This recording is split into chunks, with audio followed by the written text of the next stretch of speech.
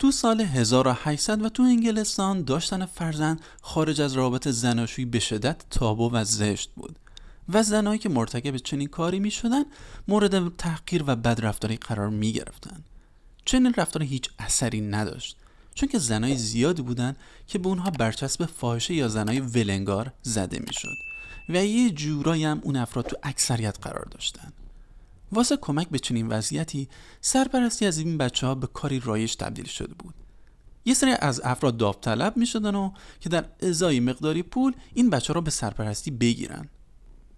از شانس خیلی بده بچه‌های شهر لندن خانم آملیا دایر هم به شغل سرپرستی بچه‌ها مشغول شد.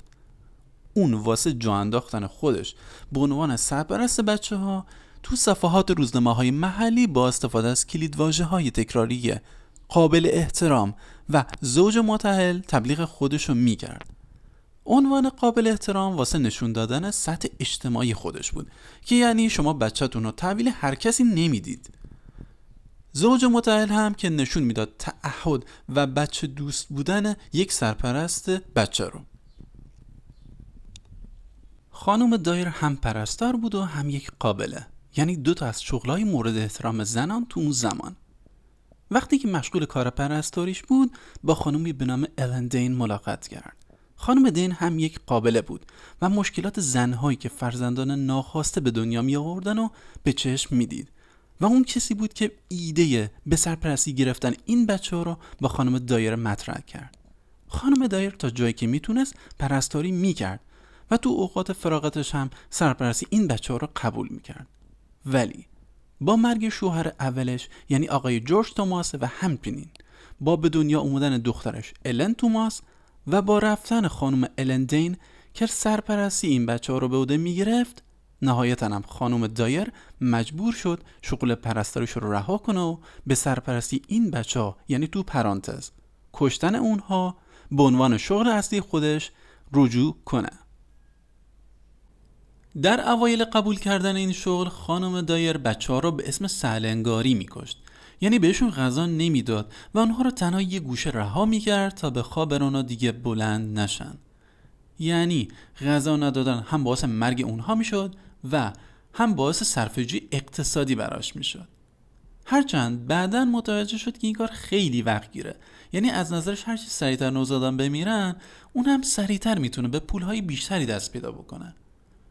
پس واسه سرعت بخشیدن به چنین وضعی خانم دایر شروع کرد به دادن شربت تریاک به نوزادان یا بعضی وقتا هم از الکل استفاده میکرد. این کار باعث ساکت کردن نوزادان و همچنین مسموم کردن اونها میشد. در ادامه مسموم کردن نوزادان با تریاک کاری وقتگیر به نظر می اومد. پس واسه این کار اون به خفه کردن نوزادان با کمک پارچه‌ای به دور گردن اونها متوسل شد تا سریعتر بتونه اونها رو بکشه. 3 ضلع مثلث وجود داشت که باعث شده بود این جنایت به مدت 30 سال طول بکشه. از یه طرف خود مادران با مشکل مواجه بودن و نمیتونستن وضعیت رفاهی بچه‌شون رو ببینن یا حتی اینکه بخوان بچه‌شون رو پس بگیرن، چون خانم دایر با بهانه‌های واهی اونها رو دست به سر می‌کرد و نمیذاشت بچه‌شون رو ببینن.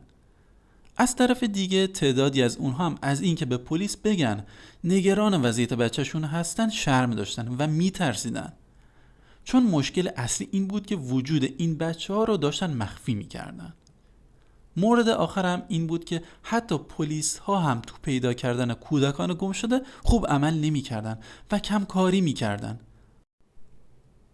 در طول مدتی که این خانم به شغل سرپرستی بچه ها مشغول بود، اون بچه ها رو به پیش پزشکای محلشون می برد تا بتونه اونها رو واکسن بزنه و از اون مهمتر بتونه گواهی مرگ اونها رو صادر کنه.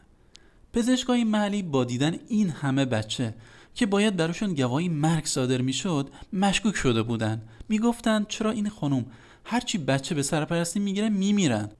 نهایتاً هم پزشکا مقامات رو تو جریان قرار دادن که باعث شد خانم دایر به جرم سهلنگاری به انجام 6 ماه کار سخت محکوم بشه. آملیا دایر برای اینکه از شر پزشکی قانونی خلاص بشه میاد بچه‌های مرده رو قنداق پیچ میکنه یا به دور اونها رو روزنامه میپیچونه و تو رودخانه تیمز انگلستان میندازه. یه روز یک کرجیبان در حالی که در امتداد این رودخانه داشته حرکت میکرده متوجه یه بچه مرده میشه و پلیس رو خبر میکنه.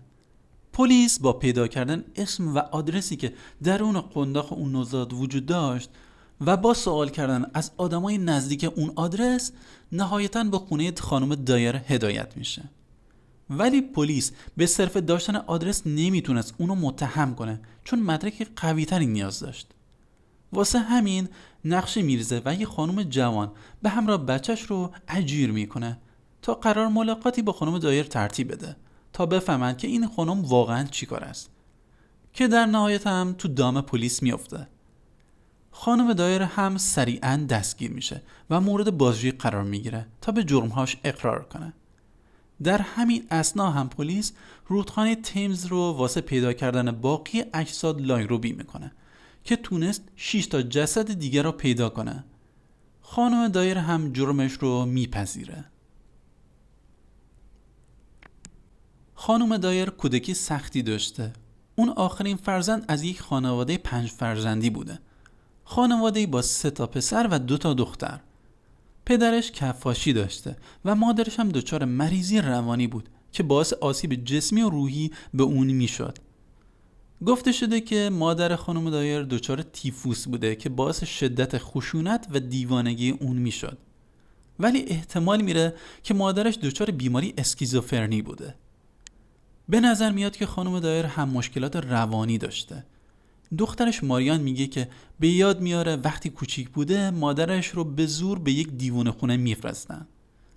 خانم آملیا دایر مثل مادرش که با اون با خشونت رفتار میکرد، اونم با دخترش ماریان با خشونت غیر قابل وصفی رفتار میکرد و اونو به مرگ تهدید میکرد.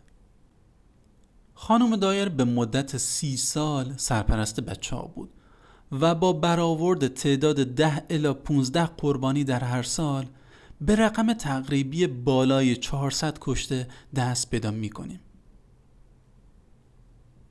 این تراژدی با مرگ خانم دایر به پایان رسید. ولی از پیامدهای مثبت این ماجرا این بود که بعد از افشای این جنایت‌ها و صدور حکم اعدام برای خانم دایر، قوانین سرپرستی کودکان تو کشور انگلستان سختگیرانه تر شد. همین قوانین باعث شد که به سرپرستی گرفتن این بچه‌ها کمتر بشه. از طرف دیگه با زیاد شدن یتیم خونه ها و آژانس های سرپرستی دیگه تعداد نفراتی که خودشون فقط بچه‌ها رو به سرپرستی میگیرن کاهش پیدا کرد.